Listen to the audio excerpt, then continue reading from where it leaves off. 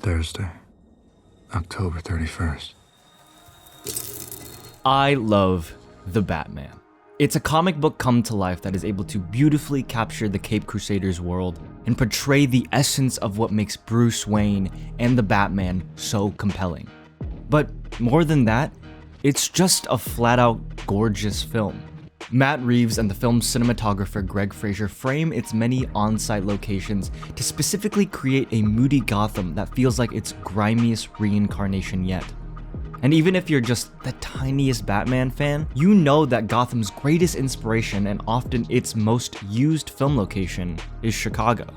Now, I'm pretty biased to any film made in Chicago, as I am a resident of this city myself, but the Batman might just have my favorite use of the city in film.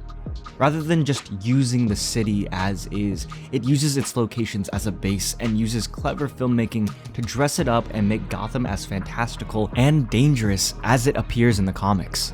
But there's one scene in the film that goes above and beyond in its use of Chicago as a location. A scene that uses one of the most prominent pieces of art in the city to elevate the scene. And that's the diner scene. As a bit of a recap, the scene takes place after Falcone has died, and they discover the Riddler's hideout. The police get a call from a witness saying that they saw a man flee the apartment and sit down at a nearby diner. The GCPD and Batman flood the diner to witness a lone Riddler waiting to be caught. This scene is a love letter to the city and its deep history with art, while simultaneously telling us everything we need to know about the antagonist of the film. So what is the painting? Well, it might be a very basic choice, but out of all of the art made in American history, my favorite painting is the 1942 piece Nighthawks by Edward Hopper, located here at the Art Institute of Chicago. It's a simple scene at first glance. A diner lights an empty street corner as we peer through its windows to see a few patrons sitting at a counter opposite of a server. But there's so much more to it than meets the eye. To me, it's always evoked a sense of both loneliness and serenity. Very similar feelings that I feel when I watch the diner scene from The Batman. Now, I know it's easy to see the similarity in physical imagery in the two pieces, and honestly, I'm not even the first. A user on Reddit was able to point this out from the second trailer. Another user on Tumblr made the parallel along with an earlier parallel of the painting made from Frank Miller's Batman Year One, and an admin on the website Metaflix was also able to point out this same similarity. But I believe there is more to this parallel than just imagery. When you look past the physical and see what these two scenes are trying to tell, there is so much more than meets the eye. Nighthawks as a painting is so special because it's not just painting a scenery. It acts as if we're literally looking through a window into this world. First-time viewers of this painting will notice a few things. From the angle that we view this scene, there's actually a lot hidden.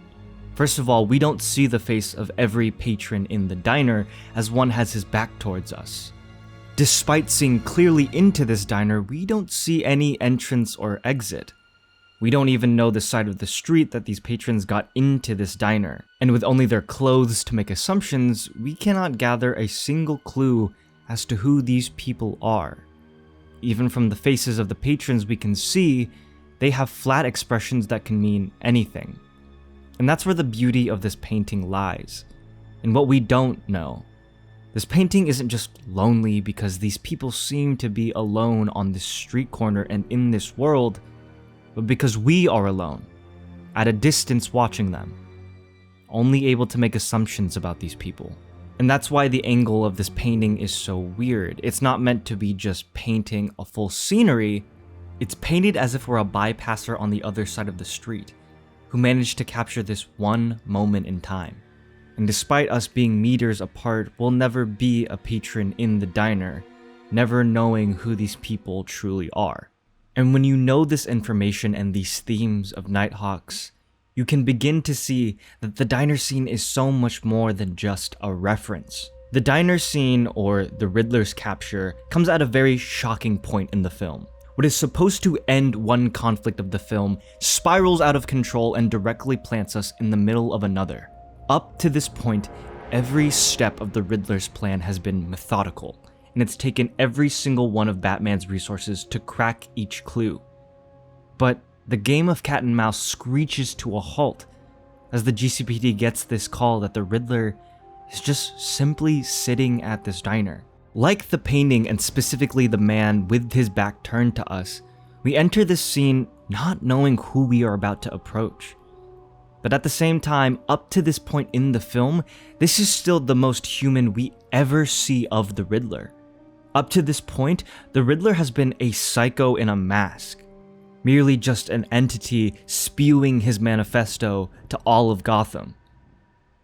But for the first time, we see his features. We see his straight, short haircut. We see the glasses hugging his face, and he's sitting in this diner just wearing a hoodie. We are so close to uncovering the truth, but now that we do see the man behind the mask, the audience, Bruce, and the GCPD all realize we know nothing about him. Not even a name. And the really interesting part of this scene is that we've been around this location several times in the film. It's always been there. But it's one of those blink and you'll miss it type things. In fact, I didn't even catch that it was in the background of a couple of scenes until my third watch. There are 3 different scenes in the film of either Bruce or Batman approaching the Iceberg Lounge from the front door. We see Selina catch a taxi driver from this street, and we even watch the DA get murdered in his car on this very street. And while the street is dimly lit outside of the Iceberg Lounge, when we see the diner, it's completely shrouded in darkness. And not just in the way that the diner from the Nighthawks is shrouded in darkness, but in a way that makes it feel like it sits alone outside of anything else that happens on this street. This scene isn't just meant to reference this classic American painting, it is the painting. Like how we are meant to question who the patrons of the Nighthawks diner are, we are meant to question everything about this man who is suddenly right in front of us. Even when we step into the diner, the scene still retains the same meaning. We only ever catch half of the face of the person who serves him in the diner. There are 2 cuts from different angles before we even get to see his full face. And when we do see him surrounded, the top left of the shot is obscured by the electrical lining of the diner. In this scene, the shots are composed in a way that we are only ever flies on a wall in this diner, or maybe even bats on a ceiling. We are never meant to be patrons of this diner or even an empathizer to this character. Like when Batman arrives to the scene, we are only meant to be an outsider, with curiosity being the focal point of the scene. It is the same curiosity and loneliness one feels when they look at Nighthawks. And that's why I love this scene so much. It's so much more than merely a reference. When you see this diner and you realize what it's trying to emulate, it heightens the emotion of the scene. You are an outsider looking in. Just when you think the murder mystery is over, more questions than answers get asked. I always love seeing Chicago films and Batman movies, even the ones that I don't necessarily like. In movies like Batman vs Superman and Justice League, I feel proud every time I see that overhanging shot of Grant Park. And the Dark Knight trilogy is literally just made out of Chicago locations. I always gush about the opening heist scene of The Dark Knight because I used to work in that building. But this scene will always be my favorite Chicago reference because it's a reference to something that does not get enough love, and that's the beautiful art of this city. Nighthawks is widely regarded as a staple in the art history of Chicago. For most people here in the city, if you ask them to name a piece of art from the city, they'll... Well, honestly, I can see a lot of people either saying The Bean or maybe A Sunday Afternoon. But a lot of people would probably say Nighthawks. So it's fitting that the superhero franchise that is so closely associated with this city would find a way to use it to elevate their film. And the fact that the Batman isn't just paying tribute, but actively using the painting to infer its audience on the essence of a scene is the greatest ode that any director could give to this city. Now, if you get the chance to see this painting in person, look at its patrons.